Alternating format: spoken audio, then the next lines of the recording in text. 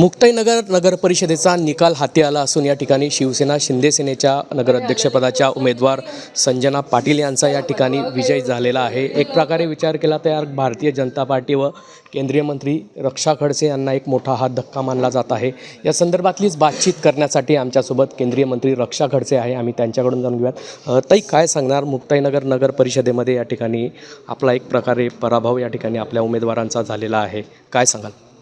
नक्कीच आम्ही पराभव स्वीकारतो आणि कारण की शेवटी जनतेने जो काही कौल दिलेला आहे त्याच्याशी मी सहमत आहे, ज्याच्यात कुठे दुमत नाही। 17पैकी 4 जागा भाजपच्या इथे निवडून आलेल्या आहे आणि ही निवडणूक मी स्वतः जबाबदारी घेऊन या निवडणुकीमध्ये उतरली होती, पण मला तिथं अपयश आलं त्याच्याबद्दल काही माझं मत नाही आहे, कारण की शेवटी तो जनतेने दिलेला कौल आहे। आज आम्ही पूर्ण मेहनत घेतलेली आहे। आज कार्यकर्ते असतील, उमेदवार असतील, सगळ्यांनी पूर्ण ताकदीने या निवडणुकीमध्ये या निवडणुकीमध्ये उतरलेले होते आणि माझ्यासाठी हे महत्त्वाचं होतं की भाजप म्हणून मला ही निवडणूक लढवणं अत्यंत महत्त्वाचं होतं, कारण की इथे भाजपचं संघटन कुठे ना कुठे काही लोकांच्या माध्यमातून पुसायचं काम होत होतं, जे की मला करू द्यायचं नव्हतं। म्हणून मी भाजप म्हणून आज घराघरापर्यंत तरी पोचली, हे माझ्यासाठी महत्त्वाचं होतं। ठीक आहे, हार जीत हे चालत असते, भविष्यामध्ये अजून आम्ही प्रयत्न करू, भविष्यामध्ये अजून कुठे आम्हाला जनतेमध्ये जाऊन जनतेचा विश्वास आम्हाला कसं घेता येईल याच्यासाठी माझे प्रयत्न राहतील।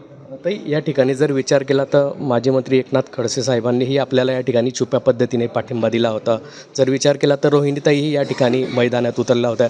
एक प्रकारे विचार केला तर खडसे परिवार आणि पाटील परिवार असा या ठिकाणी सामना झाल्याचं दिसत होतं, अशी चर्चाही या ठिकाणी मुक्ताईनगरामध्ये रंगू लागली होती, काय सांगाल?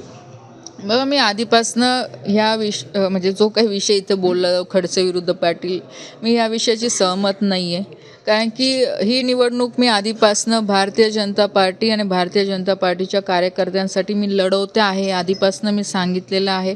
त्याच पद्धतीने मी आदरणीय देवेंद्रजींकडनं पण परवानगी घेतली होती की साहेब मला एकदा लढवायची संधी द्या, कारण शेवटी पक्ष संघटनेचं काम वाढवणं महत्त्वाचं आहे, कार्यकर्त्यांनाही ताकद देणं महत्त्वाचं आहे आणि त्यांनी माझ्या तो विश्वास ठेवला। मी त्यांचे आभार मानते की त्यांनी मला संधी दिली लढायची, कारण की आत्तापर्यंत माझ्या निवडणुका आपण बघितलं असेल की कार्यकर्ता, पदाधिकारी, नेते हे सगळे मिळून लढवत असतात आणि त्या पद्धतीने मी चांगल्या मताने निवडून पण येते। पण जेव्हा कार्यकर्त्यांची वेळ येते तर तेव्हा माझीसुद्धा जबाबदारी आहे की मी पण त्याच पद्धतीने समोर जाऊन लढली पाहिजे आणि ते मी लढवण्याचा प्रयत्न केला। पहिल्यांदा ही निवडणूक लढवते आहे।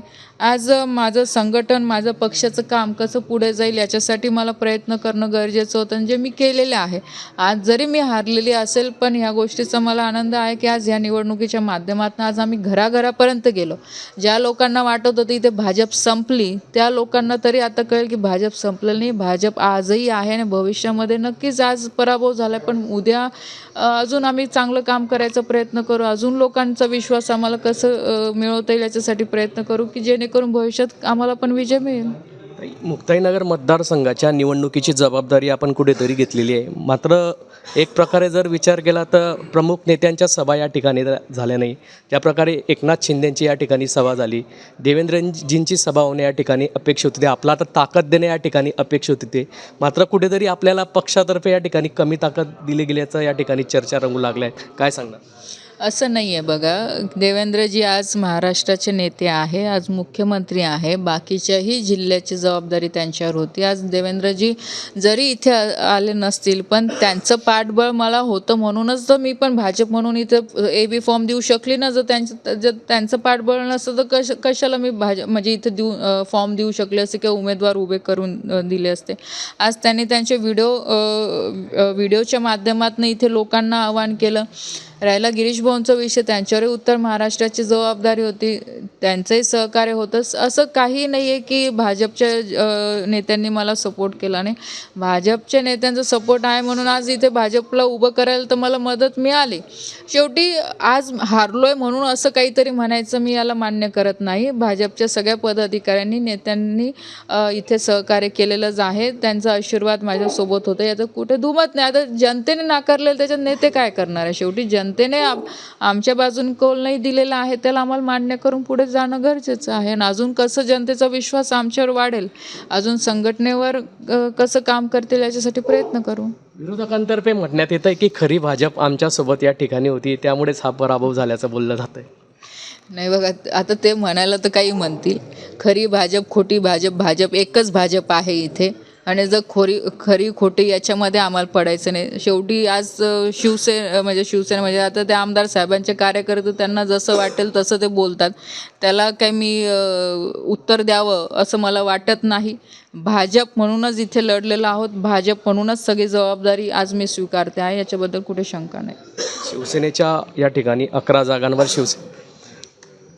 शिवसेनेच्या 11 जागांवर या ठिकाणी विजय झालेला आहे व भारतीय जनता पार्टीच्या 4 जागा या ठिकाणी निवडून आल्या आहेत, तर अपक्ष या ठिकाणी 2 निवडून आलेले आहे. काय सांगा? नाही, मी आधी सांगितलं ना बघा, की 4 जागा निवडून आलेल्या आम्ही मान्यच करतो ना, पण निदान आज आम्ही भाजप म्हणून आलो तसंही, भाजप म्हणून आज घराघरापर्यंत पोचलो तरी तर या गोष्टी मी समाधानी आहे. नक्कीच या ठिकाणी मी या पराभवाची या ठिकाणी जबाबदारी स्वीकारत आहे. आज जर विचार केला तर शिवसेना शिंदे सेनेच्या उमेदवार संजना पाटील यांची नगराध्यक्षपदी त्या विजयी झालेल्या आहेत. जुगल पाटील, जय महाराष्ट्र न्यूज, जळगाव.